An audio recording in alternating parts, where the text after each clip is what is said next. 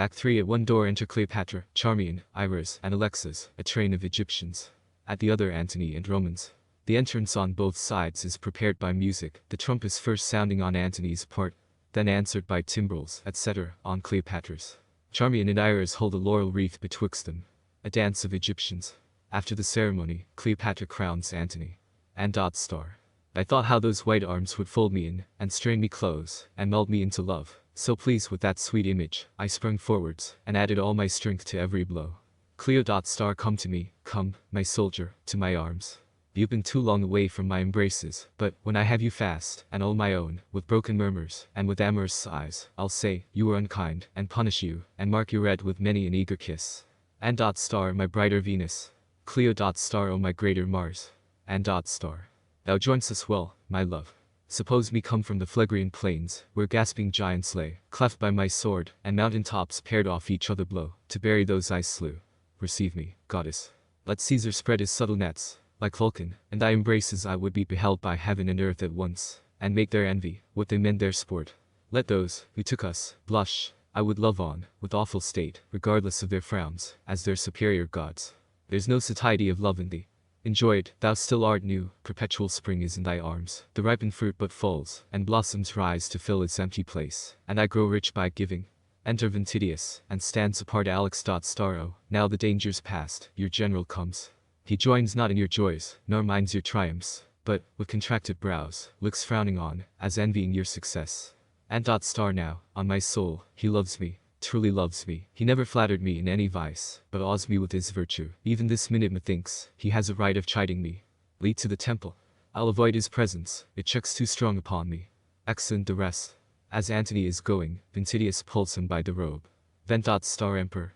And ... 'tis the old argument, I prithee, spare me. Looking back. Then ... but this one hearing, Emperor.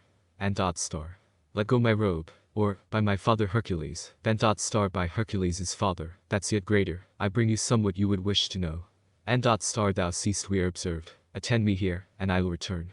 Exit. Then ...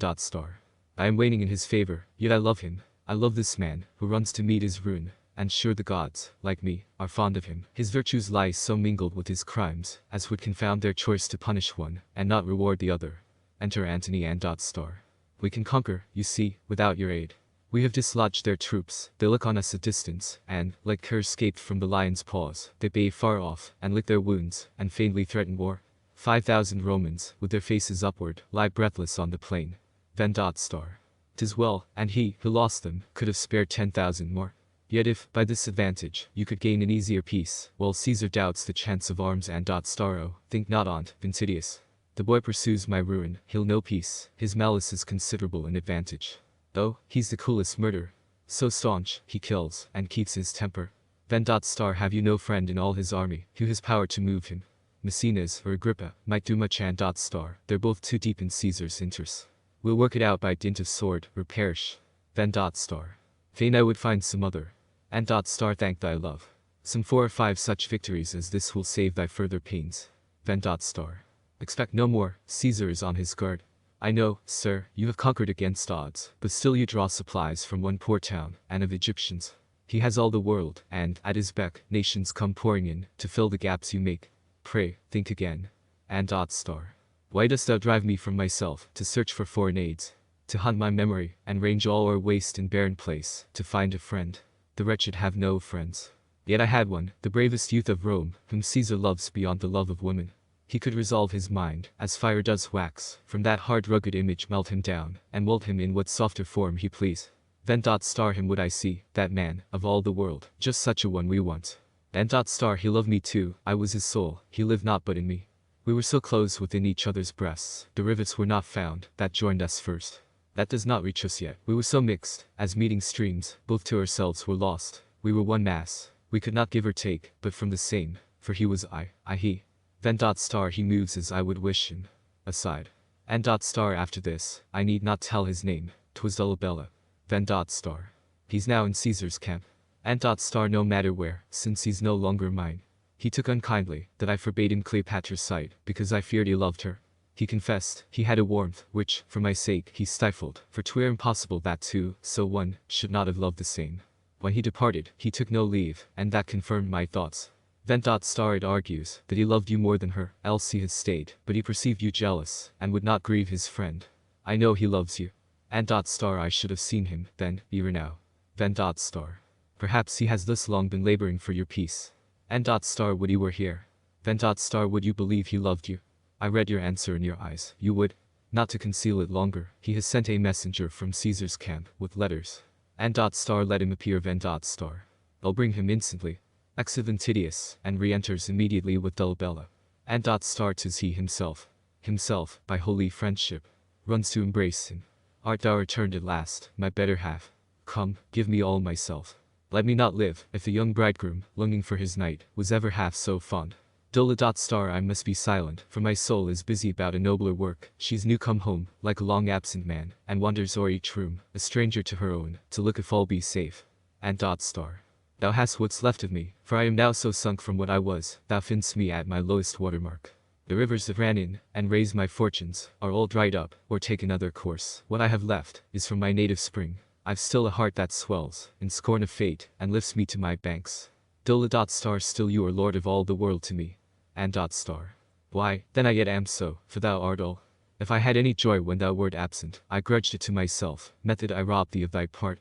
But, O my dull Bella, thou hast beheld me other than I am.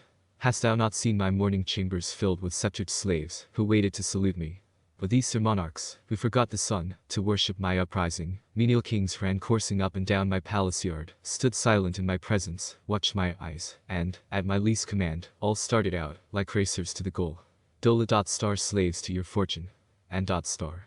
Fortune is Caesar's now, and what am I? Vent. Star what you have made yourself, I will not flatter. And. Star is this friendly done? Star yes. When his end is so, I must join with him. Indeed I must, and yet you must not chide. Why am I else your friend? And. Star. Take heed, young man, how thou upbraidest my love. The queen has eyes, and thou too hast a soul. Canst thou remember, when, swelled with hatred, thou beheldst her first, as accessory to thy brother's death? Star spare my remembrance, 'twas a guilty day, and still the blush hangs here. And. Star. To clear herself, for sending him no aid, she came from Egypt. Her galley down the silver Cydnus rode, the tackling silk, the streamers waved with gold, the gentle winds were lodged in purple sails. Her nymphs, like Nereids, round her couch were placed, where she, another sea-born Venus, lay. Star no more, I would not hear it. And. Star oh, you must. She lay, and leant her cheek upon her hand, and cast a look so languishingly sweet, as if, secure of all beholders' hearts, neglecting, she could take them. Boys, like cupids, stood fanning, with their painted wings, the winds, that played about her face. But as she smiled a darting glory seemed to blaze abroad, that men's desiring eyes were never wearied, but hung upon the object. To soft flutes the silver oars kept time, and while they played, the hearing gave new pleasure to the sight, and both to thought. 'Twas heaven, or somewhat more, for she so charmed all hearts, that gazing crowds stood panting on the shore, and wanted breath to give their welcome voice. Then, Dolabella, where was then thy soul? Was not thy fury quite disarmed with wonder? Didst thou not shrink behind me from those eyes and whisper in my ear, oh, tell her not that I accused her with my brother's death? Star, and should my weakness be a plea for yours? Mine was an age when love might be excused, when kindly warmth, and when my springing youth made it a debt to nature. Yours Vent. Star speak boldly. Yours, he would say, in your declining age, when no more heat was left, but what you forced, when all the sap was needful for the trunk, when it went down, then you constrained the course, and robbed from nature, to supply desire. In you, I would not use so harsh a word, 'tis but plain dotage. And. Star ha. Star it was urged to whom? But yet the loss was private, that I made, 'twas but myself I lost no legions, I had no world to lose, no people's love. And. Star this from a friend. Star. Yes, Antony, a true one. A friend so tender, that each word I speak stabs my own heart, before it reach your ear. Oh, judge me not less kind, because I chide. To Caesar I excuse you. And. Star, O ye gods. Have I then lived to be excused to Caesar?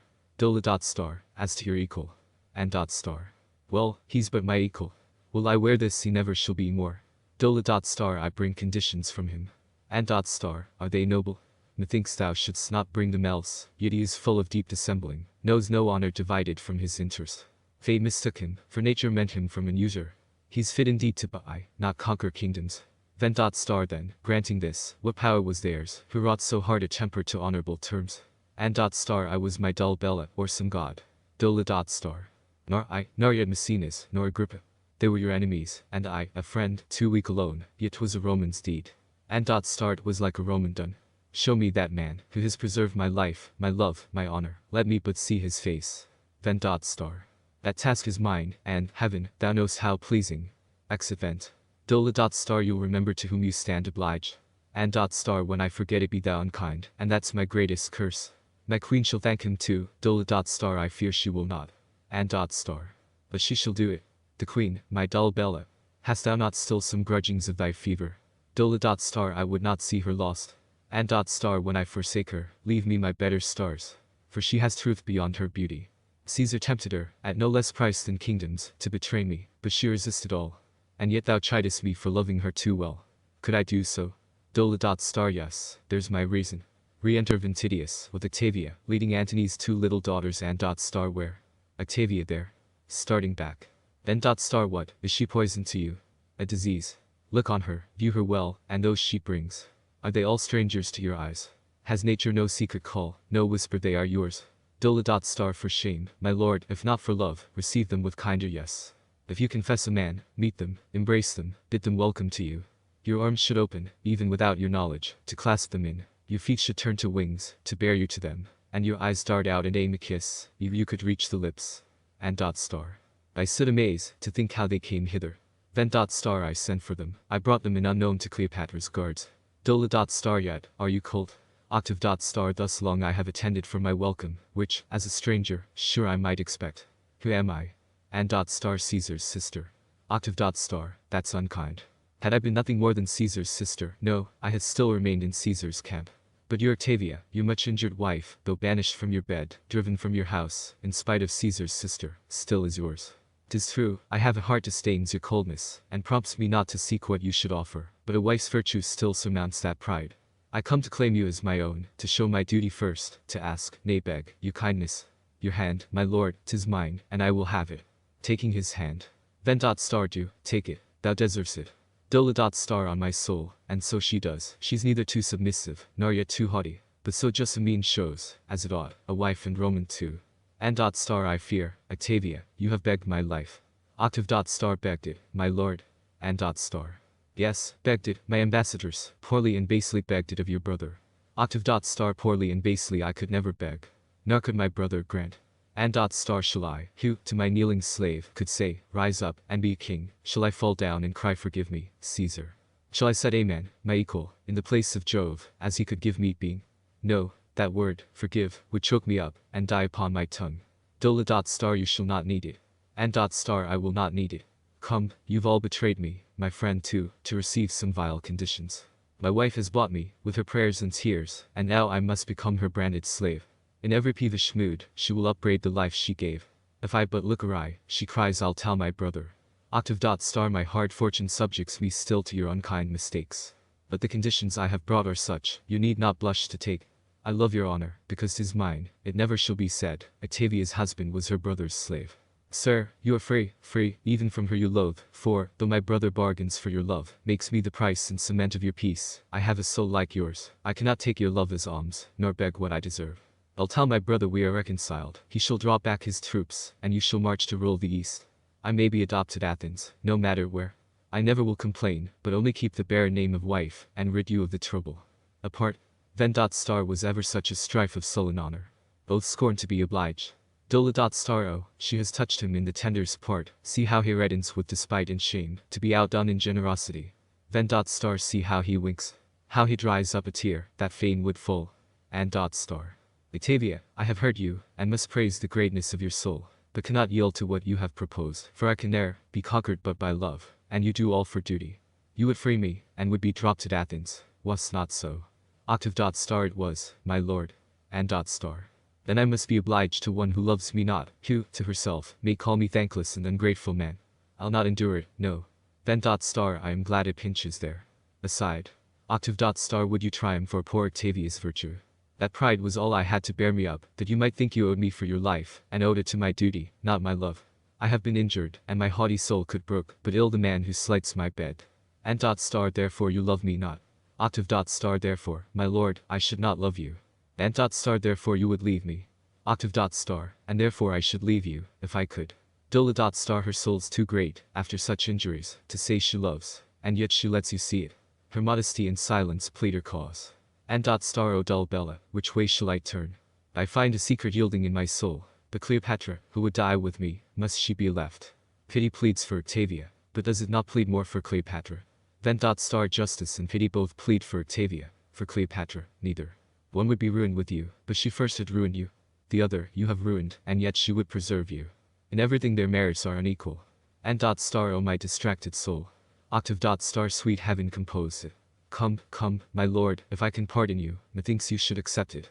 Look on these, are they not yours? Or stand they thus neglected, as they are mine? Go to him, children, go, kneel to him, take him by the hand, speak to him, for you may speak, and he may own you too, without a blush, and so he cannot all his children. Go, I say, and pull him to me. And pull him to yourselves, from that bad woman.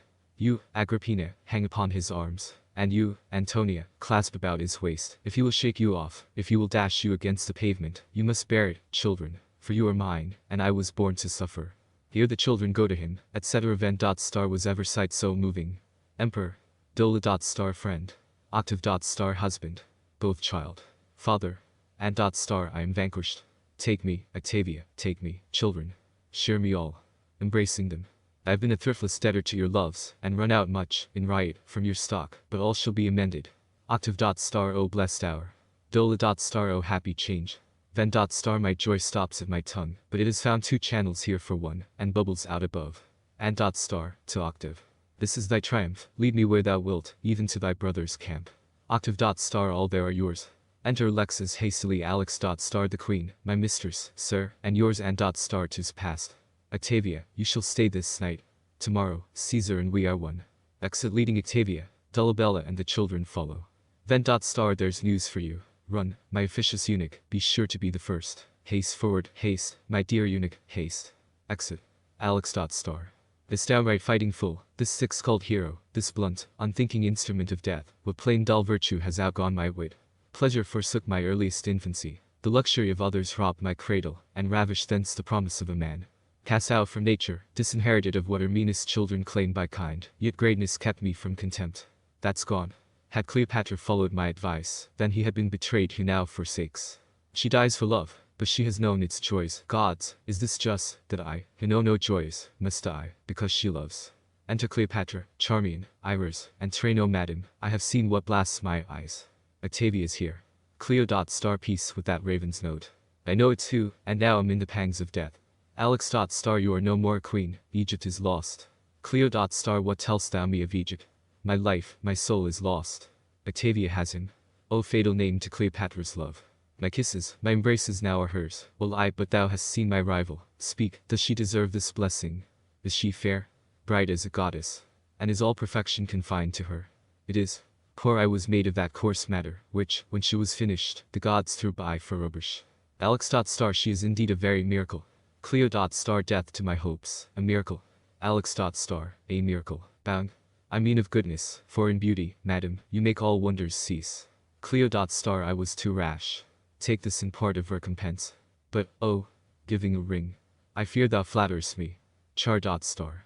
She comes. She's here. Iris star fly, madam, Caesar's sister. Cleo star were she the sister of the thunder Jove, and bore her brother's lightning in her eyes. Thus would I face my rival. Meets Octavia with Ventidius. Octavia bears up to her.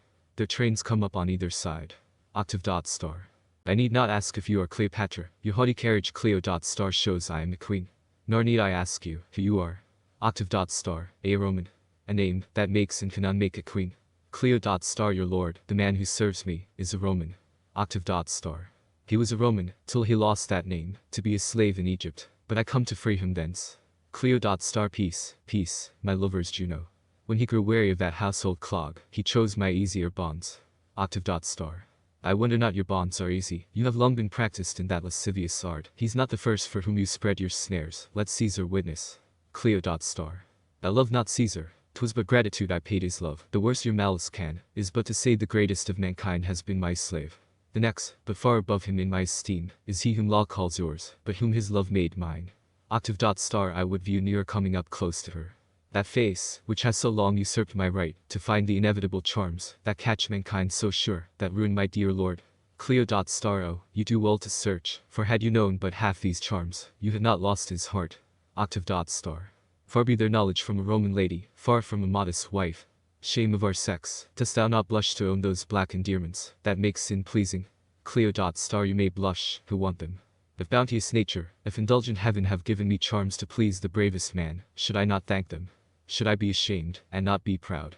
I am, that he has loved me, and, when I love not him, heaven changed this face for one like that. Thou lost him not so well. Cleo. I love him better, and deserve him more. You do not, cannot, you have been his ruin. Who made him cheap at Rome, but Cleopatra? Who made him scorned abroad, but Cleopatra? At Actium, who betrayed him? Cleopatra. Who made his children orphans, and poor me a wretched widow, only Cleopatra. Cleo. Yet she, who loves him best, is Cleopatra. If you have suffered, I have suffered more. You bear the specious title of a wife to gild your cause, and draw the pitying world to favor it. The world condemns poor me. For I have lost my honor, lost my fame, and stained the glory of my royal house, and all to bear the branded name of mistress. There once but life, and that too I would lose for him I love. Bet so, then, take thy wish. Exit with her train. Cleo. Then 'tis my wish, now he is lost for whom alone I live. My sight grows dim, and every object dances, and swims before me, in the maze of death. My spirits, while they were pose, kept up, they could not sink beneath a rival's scorn. But now she's gone, they faint. Alex. Mine have had leisure to recollect their strength, and furnish counsel, to ruin her, who else must ruin you. Cleo. Vain promiser. Lead me, my Charmian, nay, your hand too, Iris. My grief has weight enough to sink you both. Conduct me to some solitary chamber, and draw the curtains round, then leave me to myself, to take alone my fill of grief. There I till death will his unkindness weep, as harmless infants moan themselves asleep. Excellent.